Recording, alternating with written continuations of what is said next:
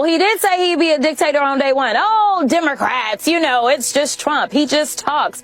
Well, let me tell you something. He is doing more than talking. We talked about Project 2025. We talked about the consolidation of power. We talked about how he wanted to be a king. We talked about in a democratic republic, that is not what it is. We have some sort of checks and balances, and he is doing everything that he can to get rid of those checks and balances. The DOJ and the people that he's going after were simply doing their jobs. The problem is that Americans thought that it was okay to take a full-fledged criminal and make him the president of the United States, and then they want to act aghast when he does criminal things. Let me tell you, we have a thug in charge of the United States, and if we don't wake up, we may not have a United States, because right now he has only been successful in being a divider in chief. I don't really know what to say, except for the fact that this is a farce. All right? Because the fact is, we've got an increase in crime all over. If we really want to be real about it, let's talk about it. We're talking about DC right now, but the murder rates in red states like Louisiana, Mississippi, Alabama have statistically exceeded those in blue states like Illinois, New Mexico, and Michigan every year since 2000. So where is Jasmine Crockett getting this information? From the FBI? From some department or agency in the federal government? Nope. She's getting this info from a left-leaning Democrat think tank called Third Way, and their report titled The Two-Decade Red State Murder Problem. According to Third Way's 2023 analysis, Louisiana, Mississippi, and Alabama, all red states, have a higher murder rate per 100,000 people than so-called blue states like Illinois, New Mexico, and Michigan. Crockett is somehow claiming that red states are worse than certain blue states. Yet two of the states that she mentioned, New Mexico and Illinois, consistently make the top 10. Not much of a flex, Jasmine. In response, conservative think tank the Heritage Foundation pointed out that if you look just a little deeper, that the red state murder problem becomes the blue county murder problem. This includes Hinds County, home to Jackson, Mississippi, Montgomery County, home to Montgomery, Alabama, and East Baton Rouge Parish, home to Baton Rouge, Louisiana. All three are completely run by Democrats. Furthermore, the top 15 major cities with the highest murder rates, all run by Democrat mayors. I know you're shocked. So they are always focused on crime. They continue to say things like the illegals and that they broke the law coming in. But what they're not telling the American people is that it is a civil violation. It is not a criminal violation to enter the country illegally. So according to Jasmine Crockett, federal lawmaker, it's not a crime to enter the United States illegally. Makes sense to me. What's your problem? However, crossing the border illegally is a federal misdemeanor crime in violation of 8 U.S.C. 1325. A federal misdemeanor is literally a criminal offense. It's not a criminal. It's a crime. It's not a crime, which is why they're so frustrated. They want them to go and round people up on civil accusations. I'll never understand how this genius passed the bar exam. I'm serious. She used to be a lawyer. These are the people that are really making us great in this country. They pay into taxes. And guess what?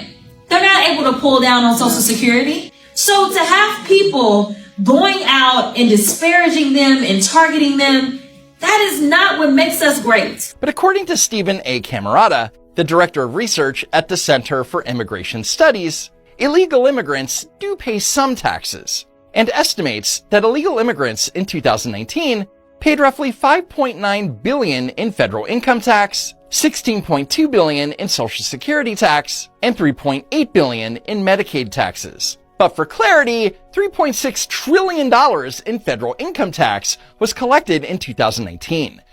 Illegal immigrants paid a whopping $5.96 billion. That's roughly 0.165% of all the federal income tax collected. They pay into taxes. Then Jasmine brags that they pay $16.2 billion into Social Security, a system that currently pays out $1.6 trillion in benefits. But thanks for that 1.01% contribution. You're keeping the system solvent. Next, Jasmine Crockett says that we need illegal immigrants because they do the jobs that Americans don't want to do.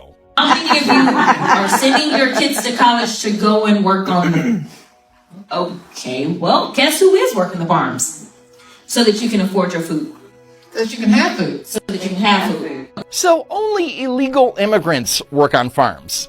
Got it. Now, how many of you are looking to send your kids into hospitality after this college education so they can go and make the beds at the hotels? Oh, I see. We need illegals to pick our crops and clean our hotel rooms since the educated won't. Democrats think that the undocumented are a permanent service class.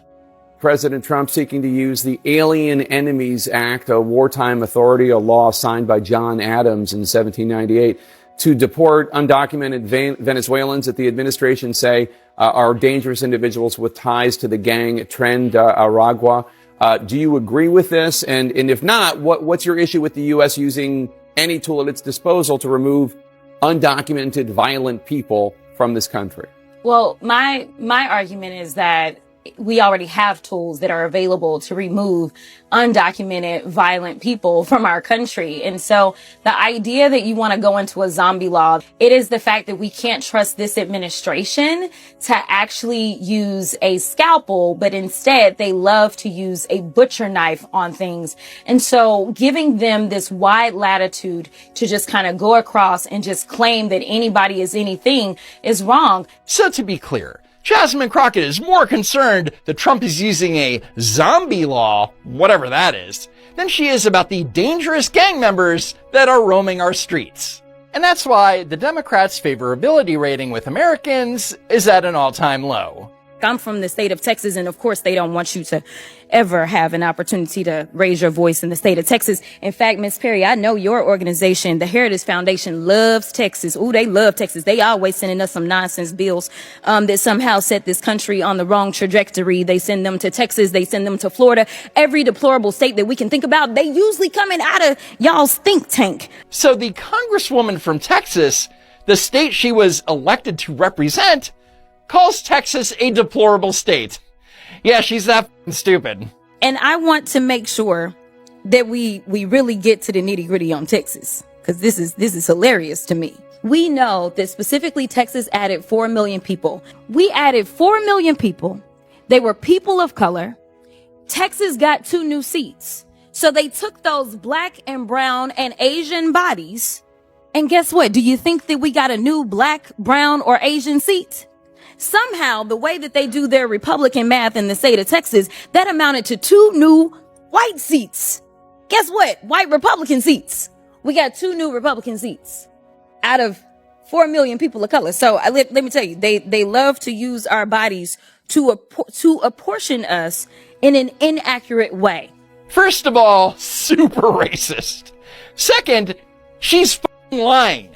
For the 2022 election, Texas added 2 new House districts, Texas 35 and Texas 38. One went to Greg Casar, a Hispanic Democrat. The other went to Wesley Hunt, a Black Republican. So on that note, do you have any final words for us, Jasmine? And I also took this as an opportunity to again flex on MAGA and let them know that I will always be smarter than you. Did you use the word smart? Don't ever use the word smart with me. Don't ever use that word. There's nothing smart about you. Thank you for watching Great Minds Blacks.